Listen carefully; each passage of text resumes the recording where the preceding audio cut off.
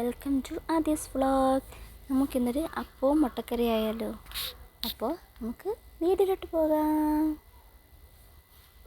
അപ്പോൾ ഞാനതിന് പച്ചരിയും കുറച്ച് ഉലുവയും കൂടെ 6 മണിക്കൂർ വെള്ളത്തിൽ കുതിർത്ത് വെച്ചായിരുന്നു. എന്നിട്ട് പിന്നെ അവിൽ കുതിർത്തത് ചോറിന് വരെ ഞാൻ അവിലാണ് ചേർക്കുന്നത്.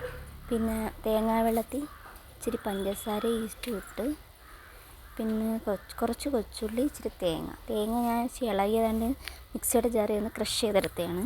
ഇതെല്ലാം കൂടെ നമുക്കൊരു ജാറിനകത്ത് ഇട്ടിട്ട് അരച്ചെടുക്കാം. ഞാനിത് മാവ് അരയ്ക്കുന്ന ജാറല്ല, ഇത് 2 വട്ടം കൊണ്ട് അരച്ചെടുക്കണം. മാവൊക്കെ ഇവിടെ സെറ്റായിട്ടുണ്ട്. നമുക്കിതുവരെ 8 മണിക്കൂറെങ്കിലും പൊങ്ങാൻ വെക്കണം. അപ്പോൾ ഇതാ മാവ് നല്ല രീതിയിൽ പൊങ്ങി വന്നിട്ടുണ്ട്, നല്ല സെറ്റായി വന്നിട്ടുണ്ട്, നല്ല മണമുണ്ട്. അപ്പോൾ അതിലേക്ക് നമുക്ക് ഇച്ചിരി ഉപ്പും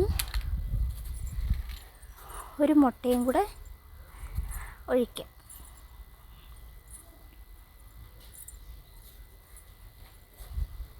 അപ്പോൾ എല്ലാവരും എൻ്റെ ചാനലൊന്ന് സബ്സ്ക്രൈബ് ചെയ്യണേ, ലൈക്കും കമൻറ്റും ചെയ്യണേ മറക്കരുത്. അപ്പോൾ ഇത് നല്ല രീതിയിൽ മിക്സ് ചെയ്ത് നമുക്കൊരു കുറച്ച് നേരം ഒന്ന് മാറ്റി വെക്കാം. അപ്പോഴത്തേക്ക് നമുക്ക് മുട്ടക്കറിക്കുള്ളത് സെറ്റാക്കാം. ഇതാ ഞാൻ സവാള ചോപ്പറിനകത്തിട്ട് ക്രഷ് ചെയ്തെടുക്കുകയാണ്. അതാകുമ്പോൾ സമയവും കുറയും, എളുപ്പപ്പണിയല്ലേ. അങ്ങനെ അതാകുമ്പോൾ നല്ല രീതിയിൽ ക്രഷായി കിട്ടുകയും ചെയ്യും. ഞാനത് ഫ്ലിപ്കാർട്ടിൽ നിന്ന് മേടിച്ചാൽ 200 രൂപ അത്രേണ്ട ആയുള്ളൂ. ഇത് തന്നെ നല്ല രീതിയിൽ കുനുകുനാ അരിഞ്ഞ് കിട്ടും.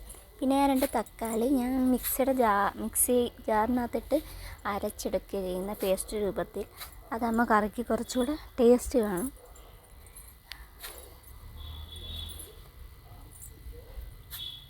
അപ്പം നമുക്കിതൊന്ന് അരച്ചെടുക്കാം. നല്ലൊരു പേസ്റ്റ് രൂപമാവണം.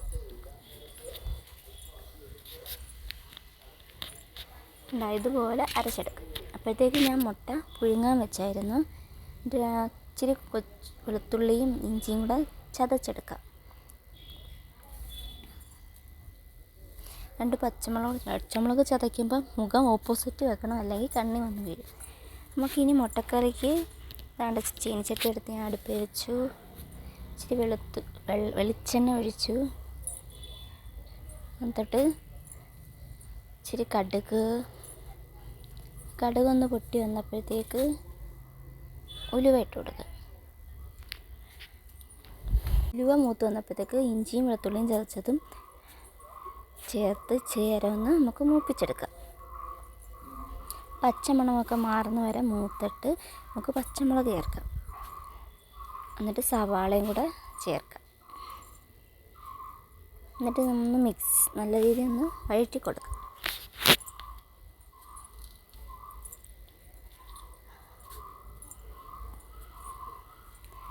അത് കഴിഞ്ഞ് കുറച്ച് ഉപ്പൂടെ ചേർത്തിട്ട് ചെറുതായിട്ടൊന്ന് വഴറ്റിയിട്ട് അടച്ച് വെച്ച് വേവിക്കാം.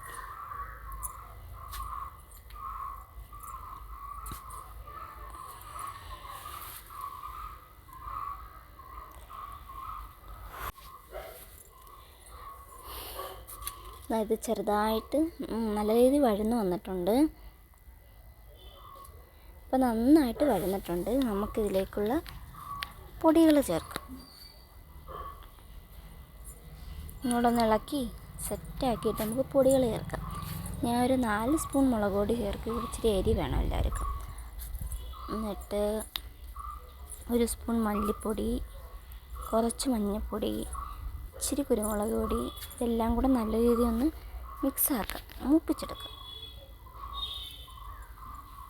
നന്നായിട്ട് മൂപ്പിച്ചെടുക്കണം, പച്ചമണമൊക്കെ ഒന്ന് മാറണം. അപ്പോൾ മുളക് പൊടിയൊക്കെ നല്ല രീതിയിൽ മൂത്ത് വന്നപ്പോൾ നമുക്ക് തക്കാളി അരച്ചതും കൂടെ ചേർത്തിട്ട് നല്ല രീതിയിൽ മിക്സ് ചെയ്യാം.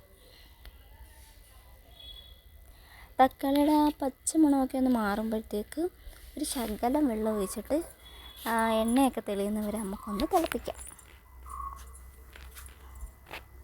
അപ്പോൾ എണ്ണയൊക്കെ നല്ല രീതിയിൽ തെളിഞ്ഞ് വന്നിട്ടുണ്ട് ഗൈസ്. നമുക്കിതിലേക്ക് കുറച്ചുകൂടെ വെള്ളം ഒഴിക്കാം. നിങ്ങൾക്ക് ആവശ്യത്തിന് വേണ്ട വെള്ളം ഒഴിച്ചാൽ മതി. ഇവിടെ കുറച്ച് ഇങ്ങനെ വെള്ളം പോയി വേണം.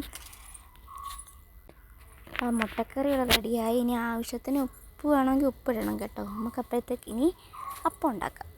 അപ്പോൾ അതാ അപ്പച്ചട്ടി വെച്ചു. എൻ്റെ പുതിയ അപ്പച്ചട്ടിയാണ് ഗൈസ്, ഗിഫ്റ്റ് കിട്ടിയതാണ്. അപ്പോൾ ഞങ്ങളുടെ ഗ്യാസും പരിസരമൊക്കെ കണ്ടിട്ട് ആരും ഒന്നും വിചാരിക്കില്ല, പഴയ ഗ്യാസാണ്, വർഷങ്ങളുള്ള ഗ്യാസ്. അത് അഴുക്കൊന്നുമല്ല, അതങ്ങനെ പോകുന്നില്ല, ക്ലീൻ ചെയ്തും പോകുന്നില്ല. അപ്പോൾ അങ്ങനെ സെറ്റായി വന്നിട്ടുണ്ട് ഗൈസ്.